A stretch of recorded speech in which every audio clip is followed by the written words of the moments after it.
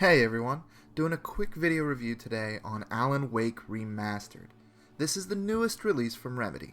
The original version of this game was released on the Xbox 360 as an exclusive back in 2010. A while back, Remedy acquired the publishing rights for this from Microsoft, allowing this remaster to happen. I had played the original Xbox 360 version on release and have not played it since. So when the remaster was officially announced, I could not wait to see if the game holds up in 2021.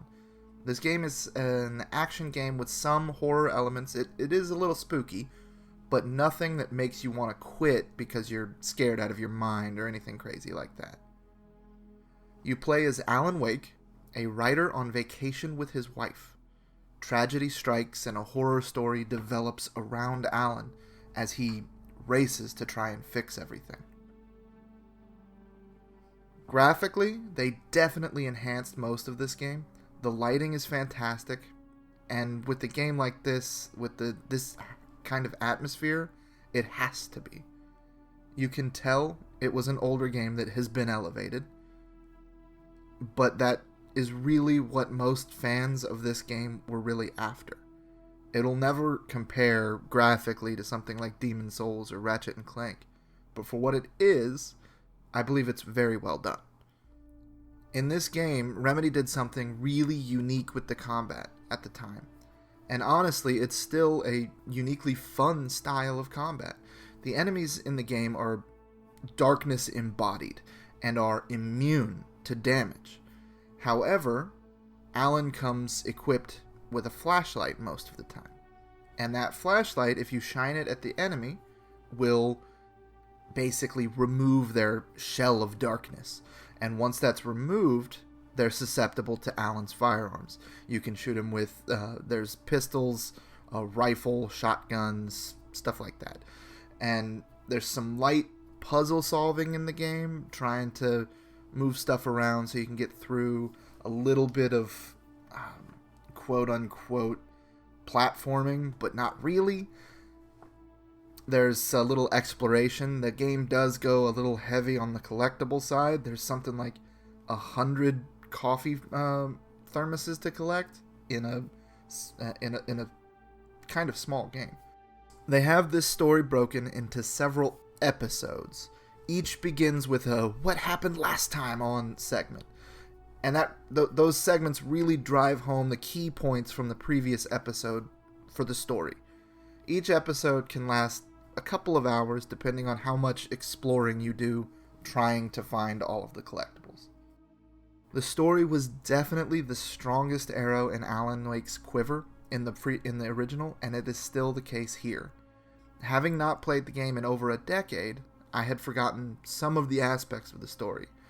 Reliving them here was a fantastic experience, and I couldn't wait to see what happened as the story played out again. The music and the audio design in this game is great.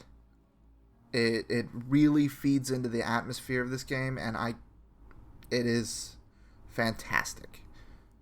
The voiceover work for the game is great. Alan specifically is superb. His voiceover reading all of the separate collectible manuscript pages, or as he talks to the rest of the cast, is really, really, really well done. His voice fits this world, and he really feels like, I don't know, it feels like what I would think a thriller horror writer would sound like in person. The few nitpicks I have about the game are pretty basic, and likely come more from the game being an Xbox 360 remaster, rather than just inherent flaws with the remaster itself. During some of the cutscenes, the game does not have a flawless frame rate, which definitely takes you out of the moment, losing some of the tension, and it can cause a little bit of a drag, but it's never to the point where it, stops or slows to a couple frames a second. But there are dips, and it is noticeable and unpleasant. Also, the platforming sections that I mentioned earlier can get a little frustrating. They're never long. There's never huge repercussions if you fail them or anything, but they are clunky. the precision on the jumping function is not, it's not it. Overall, I would say that I absolutely adored playing through this game again. I am thrilled that they remastered it. I played through it again on the PlayStation 5. I spent about 15 to 17 hours playing through the game. And at the purchase price of $29.99, I would say that this one is definitely worth it for me. Anyway, guys, I hope you enjoyed this review. Let me know if you're going to pick up the game. Let me know if you played the original on the 360 and what you think of the changes that they made here. See you next time.